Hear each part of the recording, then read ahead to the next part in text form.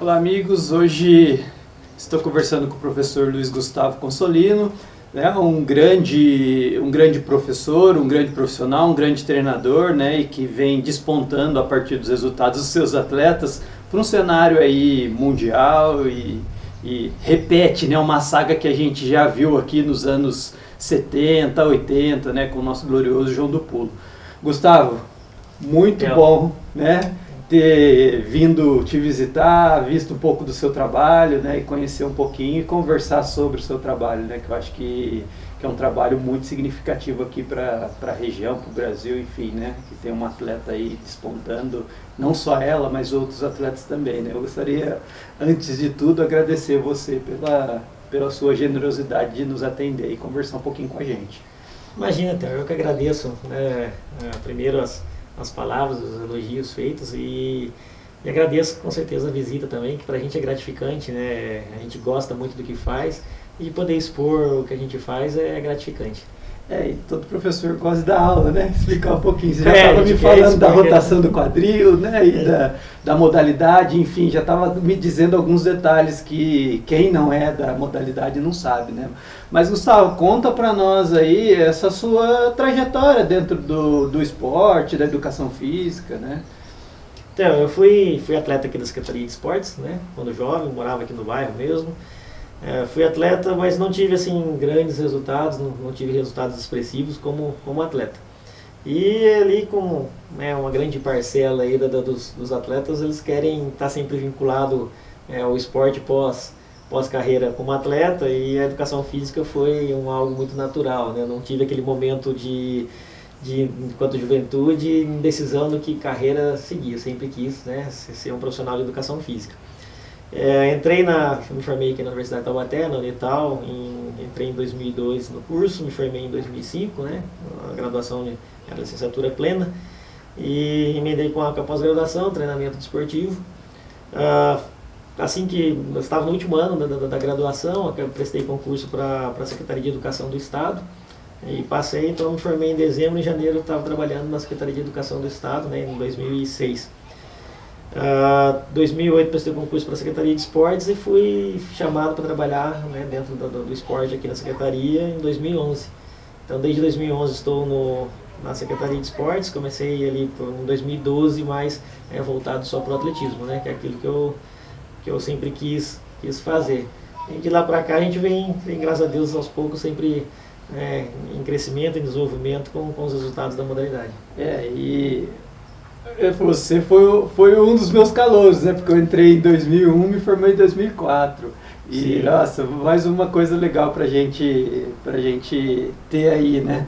Compartilhar. E, Gustavo, você entrou, né, numa secretaria que estava, né, 2011, estava naquele processo de reestruturação, né? De encaminhar as pessoas para suas modalidades específicas, né? Para fazer com que os professores extraíssem o seu melhor potencial, né? E hoje a gente vê uma secretaria de esportes, uma das maiores aí do Brasil, né? Se a gente for colocar em termos de trabalho, né? Não só no alto rendimento, mas a gente tem um trabalho no social, a gente tem um trabalho para a terceira idade, a gente vê que a secretaria abrange, né?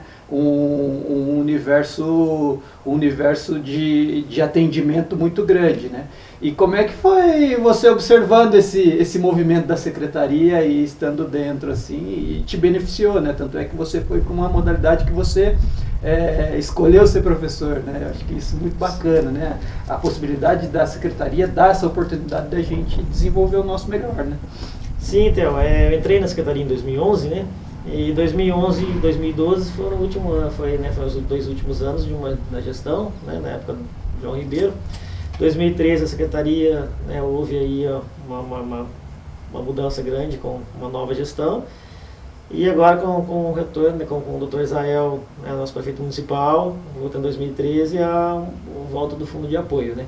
Esse fundo de apoio nos possibilita muito a continuidade desse trabalho que a secretaria sempre ofereceu, né, do esporte, desde a iniciação ao alto rendimento, né, com a criança deve ser oportunizada, né? A vivência, o esporte com manifestação de saúde, qualidade de vida, com o esporte educacional.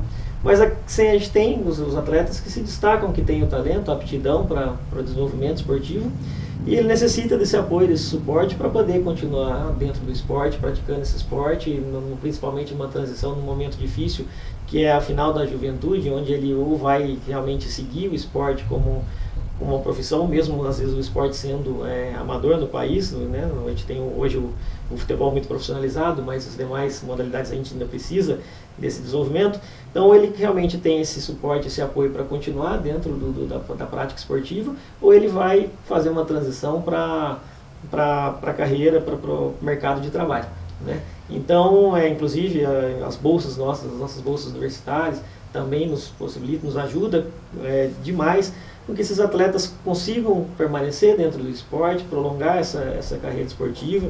E essa transição, às vezes, é um momento, uma chave que vira que ele, às vezes, ou abandona o esporte como prática de competitivo, ou ele consegue dar continuidade e realmente ali na frente vira de se despontar e até mesmo se tornar um grande atleta. E ao mesmo tempo ele não abandona, não fica uma lacuna, de repente ele tentou o esporte, não conseguiu, e depois agora ele sai para o mercado de trabalho mais tarde e fala, não, onde eu estou, para onde eu vou, né? Ele sai, tem a oportunidade de praticar esse esporte de alto rendimento, tendo a possibilidade de se formar e ter uma profissão. Então essa transição de carreira depois ela é mais suave, né?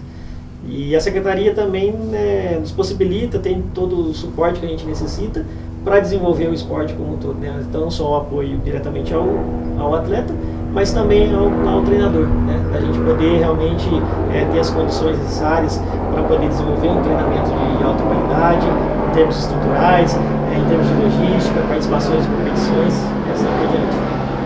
E a gente observa, deixa eu passar aqui. É só um helicóptero.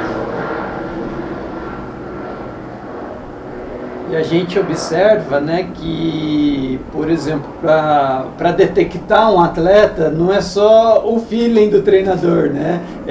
Vários elementos assim que você tem que observar. E como foi, né? Ou como está sendo essa detecção de atletas no sentido de trazer atletas e explorar o seu potencial, fazer com que eles desenvolvam, eles amadureçam, né? E eu estou pensando aqui, especificamente no caso da Kathleen, né? Você descobriu ela lá novinha, né? Ficou naquela insistência, né? Porque não foi no primeiro momento que ela conseguiu vir, mas depois você teve um outro contato com ela, trouxe ela até aqui, né? E como é que é essa detecção aí dos talentos, né? Então, eu dei aula para a Kathleen, né, quando eu trabalhava na Secretaria de Educação do Estado, né, na escola Célia Keigo aqui em Pinda, no bairro do Maricá. Kathleen participativa nas aulas de educação física, né, tinha um biotipo, né, uma desenvoltura para as aulas, para as atividades, e eu fiz o convite, né. De imediato ela não conseguiu atender, eu morava distante daqui, tinha dificuldade para poder vir para o João do Pulo, sozinha, menina muito jovem. A gente, principalmente como pastor, a gente já tem, por natureza, a gente desenvolve isso como profissional de educação física, né, aquele olhar para aquele aluno que desperta, que tem um movimento diferente, que tem uma aptidão ali, uma facilidade para aprender, para desenvolver uma determinada atividade. E aí, ao longo do tempo a gente vai desenvolvendo, vai tendo esse olhar mais clínico, né, esse feeling vai ficando mais refinado. Mas, entretanto, eu acho que o principal é que a gente já faz, que é atender a todos, né? Fazer com que essa seleção ela se torne natural, né? A gente hoje, o atletismo na cidade, a gente atendia sempre aqui no João do Pulo, né? Como as escolinhas, e o Centro Esportivo Zito, que são os 2 centros esportivos do município que a gente tem a pista de atletismo, mas esse ano a gente já está abrindo atletismo em mais 3 bairros, no Cidade Nova, no Araretama e no Cidade Jardim, utilizando os campos dos bairros para poder fazer a iniciação esportiva. Então, assim, abrir esse leque, oportunizar mais crianças é o caminho. Porque às vezes a gente olha para uma criança que tem, aparentemente, um filho, a gente tem uma predisposição, que ela tem uma predisposição para o esporte, de alto rendimento, mas às vezes tem o talento tardio, né? Que ele acaba se despontando mais tardiamente, e por isso a gente tem que realmente investir em todos, né? A gente oportunizar a maior quantidade possível de crianças ao esporte, apresentar o esporte, fazer com que eles venham a ter esse amor, esse gosto pela modalidade, e deixar as coisas fluir ao tempo. E você trouxe essa questão do despontar tardiamente, né? A Kathleen foi uma das que você já disse em outras ocasiões que ela chegou tarde na sua mão, né? E aí veio com uma base escolar, né, que muitas vezes é a partir das vivências, né, pôde ter uma vivência dentro do esporte, mas não tinha base, né? E como é que foi esse seu desafio, esse seu caso relacionado à Kathleen?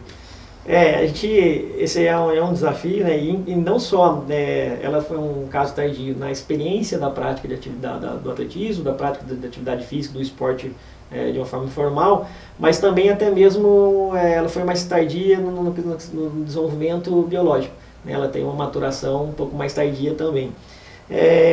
Isso nos coloca em alguns desafios, como por exemplo, o atleta a gente tem que conversar muito, estar muito próximo quando ele começa mais tardiamente, e estar participando do ciclo competitivo, porque às vezes os resultados iniciais não são tão bons quanto talvez ele espera, e então a Cat teve uma paciência de entender, né, que ela tinha um potencial muito grande e que ali na frente ela colheria os frutos do talento dela, né. A gente tinha algumas outras atletas nas categorias de base até o sub-20, a Cat nunca foi campeã brasileira, ela chegou a ser a terceira colocada no brasileiro sub-18, terceira colocada no brasileiro sub-20. Mas quando ela se tornou adulta, né, no sub-23, que a gente considera já adulto, ela foi tricampeã brasileira do Troféu Brasil. Ela hoje, né, vence sempre aí atletas que ela não conseguia vencer nas categorias de base, no sub-18, no sub-20. Então essa paciência, né, tanto para acontecer essa maturação biológica, que ela vem com o tempo, quanto também os frutos do treinamento de longo prazo, ela teve essa paciência para poder desenvolver.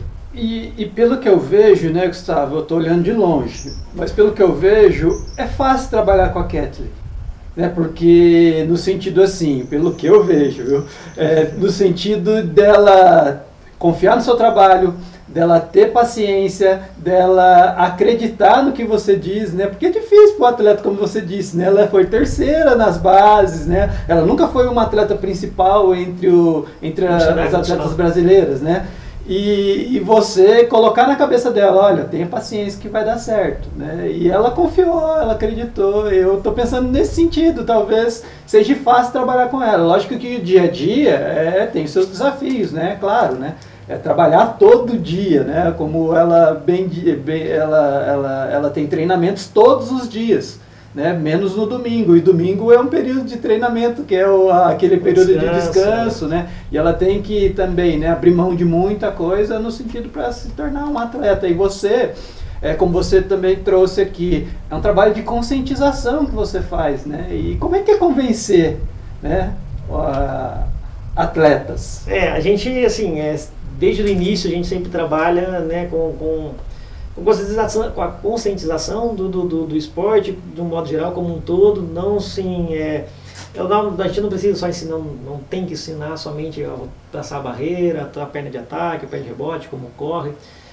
O que está por trás, as questões sociais do esporte, a gente está sempre ali desde o início, né, claro, respeitando as fases, os momentos, né, de que a criança, o jovem, o adolescente está apto, preparado para poder absorver aquele tipo de informação. Mas a gente sempre está trabalhando com essas questões, né, por detrás do gesto esportivo, né, da modalidade. Então ali as oportunidades que o esporte pode oferecer, mesmo que de repente não venha a ser um atleta de alto rendimento, a colher frutos dentro do esporte profissional. Então, assim, também é uma ferramenta, né? Não pode estar ali praticando, correndo só por correr, passar a barreira por passar. O que o esporte traz de benefício nas questões de vida social dela, né? É primordial, né? E para se ter essa paciência. E, claro, óbvio, ela também é uma coisa que às vezes também vem do atleta, do caráter, da formação, né, do indivíduo.